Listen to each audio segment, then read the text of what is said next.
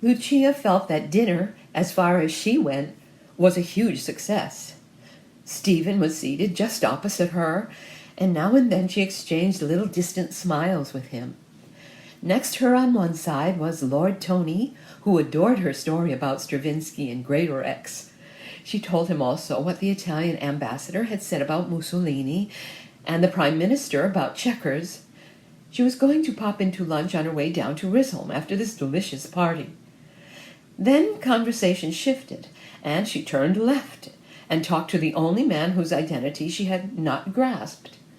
But, as a matter of public knowledge, she began about poor Babs and her own admiration of her demeanor at that wicked trial which had ended so disastrously, and once again there was slight tension. Bridge and mahjong followed, and rich elusive conversation, and the sense, so dear to Lucia, of being in the very center of everything that was distinguished. When the women went upstairs, she hurried to her room, made a swift change into greater simplicity, and, by invitation, sought out Marcia's room at the far end of the passage for a chat. Adele was there, and dear, rather common, Aggie was there, and Aggie was being just a shade sycophantic over the 6 rows of Whitby pearls. Lucia was glad she had limited her splendors to the Beethoven brooch. "But why didn't you wear your pearls, Lucia?" asked Adele. "I was hoping to see them." She had heard talk of Aunt Amy's pearls, but had not noticed them on the night of Marcia's ball. "Oh, my little seedlings," said Lucia. "Just seedlings, compared to Marcia's marbles. Little trumperies." Aggie had seen them, and she knew Lucia did not overstate their minuteness. Like a true Lucia-phile, she changed a subject that might prove embarrassing. "Take away your baubles, Marcia," said Aggie. "They are only diseases of a common shellfish, which you eat when it's healthy and wear when it's got a tumor. How wretched it is to think that all of us aren't going to meet day after day as we have been doing. There's Adele going to America, and there's Marcia going to Scotland. What a foul spot, Marcia! Come to Marienbad instead, with me. And what are you going to do, Lucia?" "Oh, my dear, how I wanted to go to Aix or Marienbad," she said, "but my Peppino says it's impossible. We've got to stop quiet at Risholme. Shekels. Tiresome shekels." "There she goes, talking about Risholme as if it was some dreadful penance to go there," said Adele. "You adore Risholme, Lucia. At least if you don't, you ought to. Olga raves about it. She says she's never really happy away from it. When are you going to ask me there?" "Adele, as if you didn't know that you weren't always welcome," said Lucia. "Me too," said Marcia. "A standing invitation to both of you always," said Lucia. "Dear Marcia, how sweet of you to want to come. I go there on Tuesday, and there I remain. But it's true, I do adore it. No balls, no parties, and such dear Arcadians. You couldn't believe in them without seeing them. Life at its very simplest, dears." "It can't be simpler than Scotland," said Marcia. "In Scotland you kill birds and fish all day and eat them at night. That's all." Lucia, through these months of strenuous effort, had never perhaps felt herself so amply rewarded as she was at this moment. All evening she had talked, in an effortless déshabillé of mind, to the great ones of the country, the noble, the distinguished, the accomplished, and now here she was in a duchess's bedroom, having a good night talk. This was nearer nirvana than even Marcia's ball. And the 3 women there seemed to be grouped round her. They waited. There was no mistaking it, listening for something from her, just as Risholme used to wait for her to lead.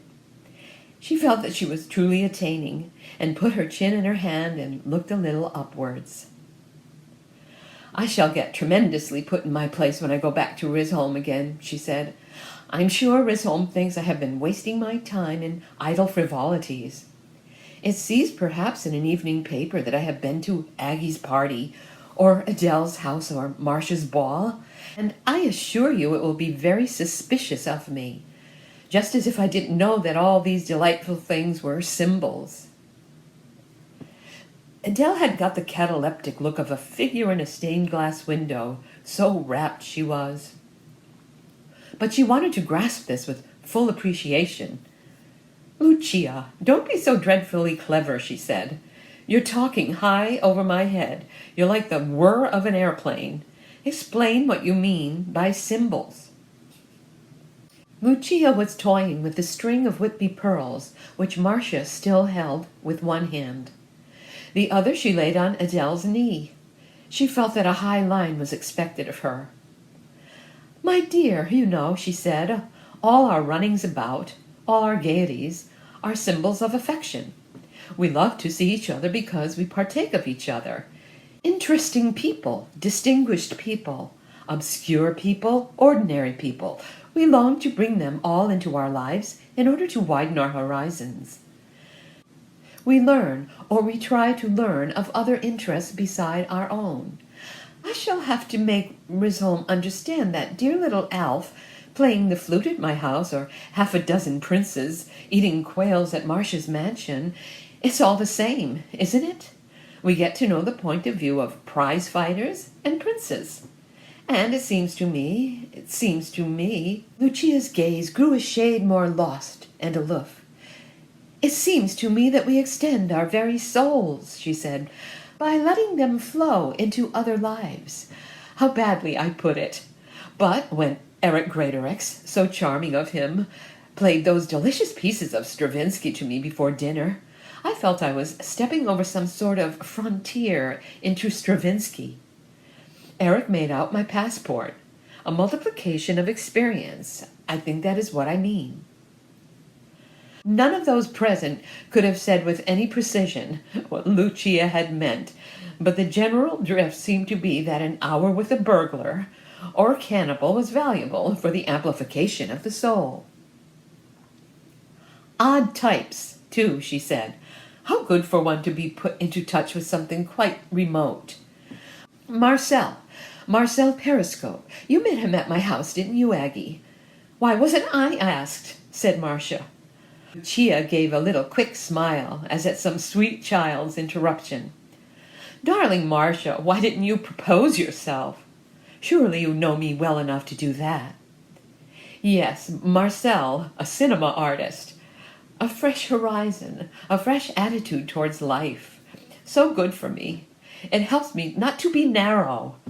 Dio mio, how I pray I shall never be narrow. To be shocked, too. How shocking to be shocked.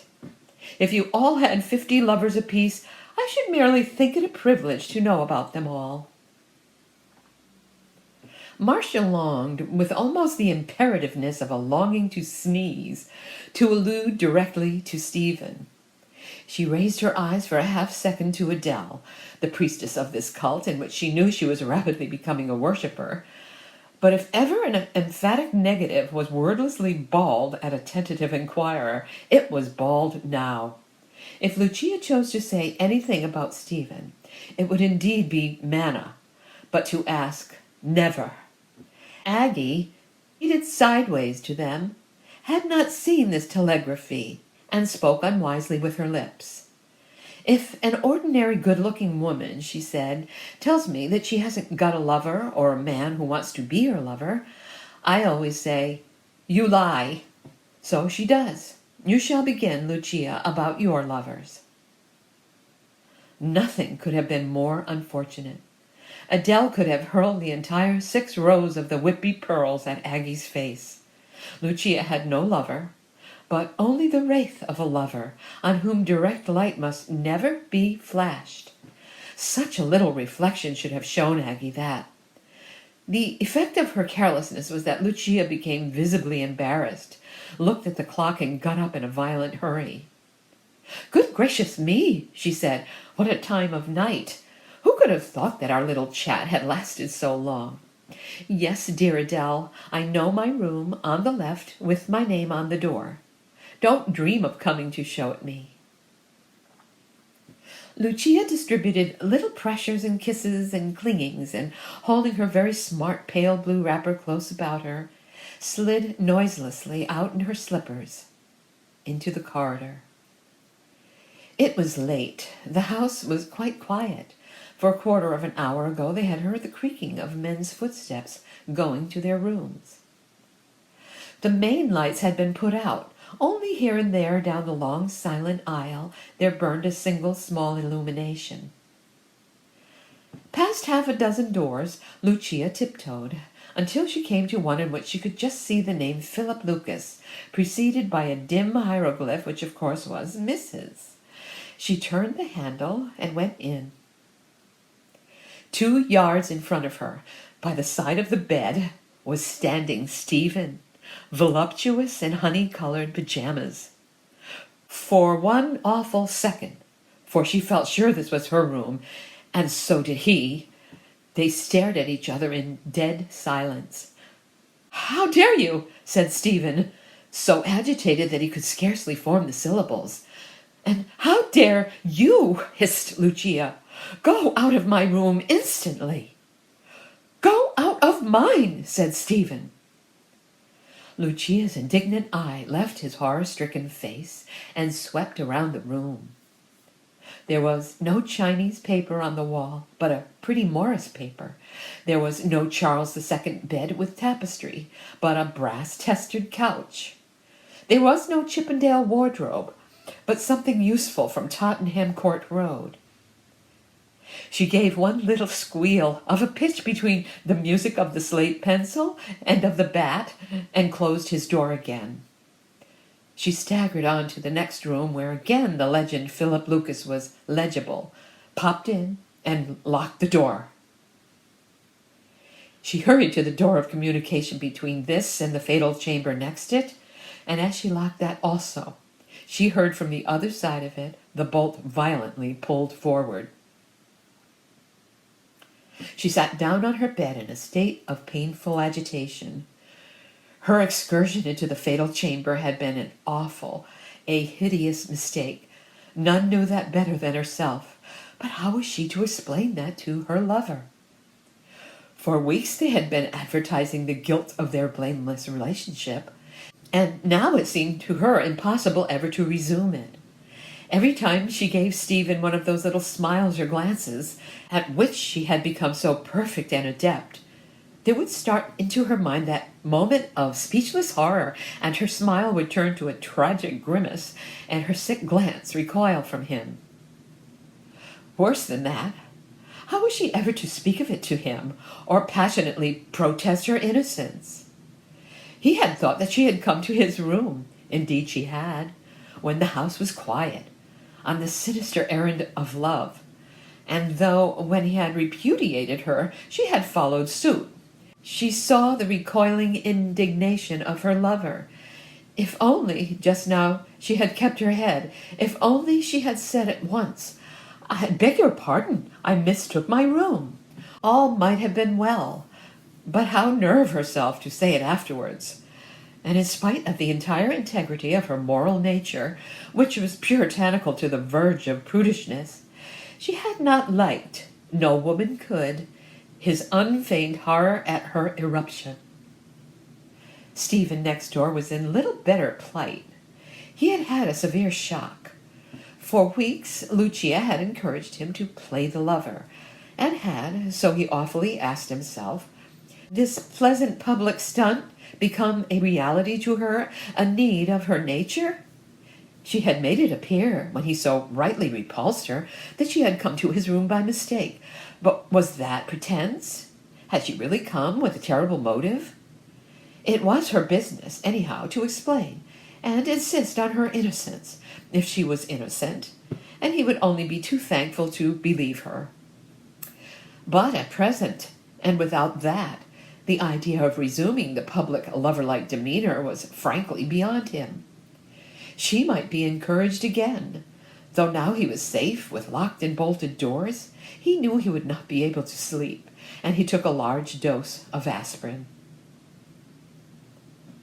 Lucia was far more thorough. She never shelved difficulties, but faced them. She still sat on the edge of her bed long after Stephen's nerves were quieted, and as she herself calmed down, thought it all out. For the present, lover-like relations in public were impossible, and it was lucky that in a couple of days more she would be interned at Risholme.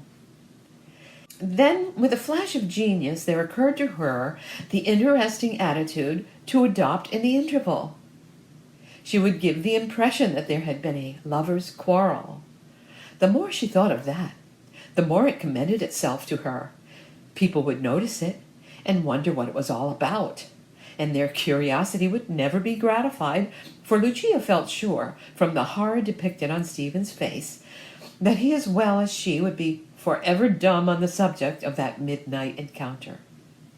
She must not look unhappy. She must, on the other hand, be more vivid and eager than ever, and just completely ignore Stephen. But there would be no lift for him in her car back to London. He would have to go by train. The ex-lovers both came down very late next day, for fear of meeting each other alone, and thus they sat in adjoining rooms half the morning. Stephen had some Hermione work on hand, for this party would run to several paragraphs, but however many it ran to, Hermione was utterly determined not to mention Lucia in any of them. Hermione knew, however, that Mr. Stephen Merrill was there, and said so. By one of those malignant strokes which are rained on those whom Nemesis desires to chastise, they came out of their rooms at precisely the same moment and had to walk downstairs together, coldly congratulating each other on the beauty of the morning. Luckily there were people on the terrace, among whom was Marcia. She thought this was an excellent opportunity for beginning her flirtation with Stephen, and instantly carried him off to the kitchen garden, for unless she ate gooseberries on Sunday mornings, she died. Lucia seemed sublimely unaware of their departure, and joined a select little group round the Prime Minister. Between a discussion on the housing problem with him, a stroll with Lord Tony, who begged her to drop the Lord, and a little more Stravinsky alone with Greatorex, the short morning passed very agreeably. But she saw when she went into lunch rather late that Marcia and Stephen had not returned from their gooseberrying. There was a gap of just 3 places at the table, and it thus became a certainty that Stephen would sit next her. Lunch was fully half over before they appeared, Marcia profusely apologetic. "Wretchedly rude of me, dear Adele," she said, "but we had no idea it was so late. Did we, Mr. Merrill? We went to the gooseberries, and I suppose we must have stopped there. Your fault, Mr. Merrill. You men have no idea of time." "Who could, Duchess, when he was with you?" said Stephen, most adroitly. "Sweet of you," said she. "Now do go on. You were in the middle of telling me something quite thrilling. And please, Adele, let nobody wait for us. I see you are all at the end of lunch, and I haven't begun, and gooseberries, as usual, have given me an enormous appetite. Yes, Mr. Merrill?" Adele looked in vain when, throughout the afternoon, Marcia continued in possession of Lucia's lover, for the smallest sign of resentment or uneasiness on her part. There was simply none. It was impossible to detect a thing that had no existence. Lucia seemed completely unconscious of any annexation, or indeed of Stephen's existence. There she sat, just now, with Tony and herself, talking of Marcia's ball, and the last volume of risky memoirs, of which she had read a review in the Sunday paper, and Sophie's Black Room, and Alf. Never had she been more equipped at all points, more prosperously central. Marcia, thought Adele, was being wonderfully worsted, if she imagined she could produce any sign of emotion on Lucia's part. The lovers understood each other too well. Or, she suddenly conjectured, had they quarreled? It really looked rather like it.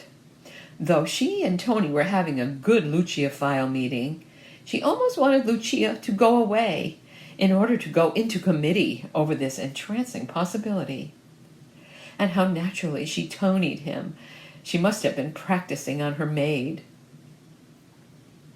Somewhere in the house, a telephone bell rang, and a footman came out onto the terrace.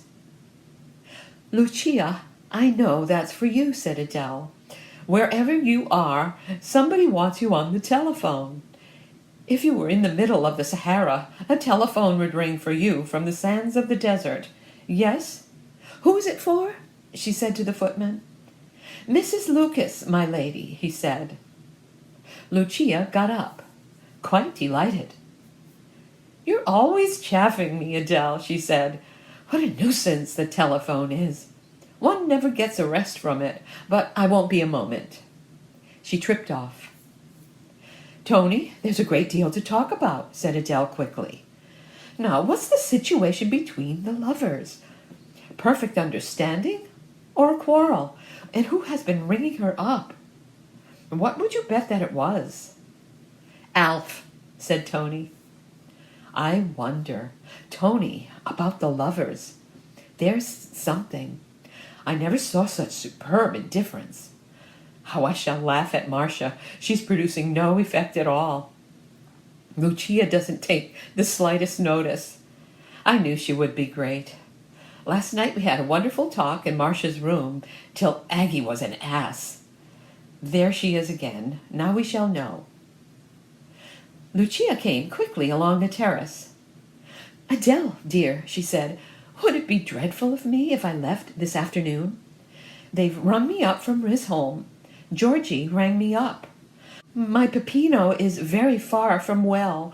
Nothing really anxious, but he's in bed and he's alone. I think I had better go." "Oh, my dear," said Adele, "of course you shall do precisely as you wish. I'm dreadfully sorry. So shall we all be if you go. But if you feel you would be easier in your mind—" Lucia looked round on all the brilliant little groups. She was leaving the most wonderful party. It was the highest perch she had reached yet.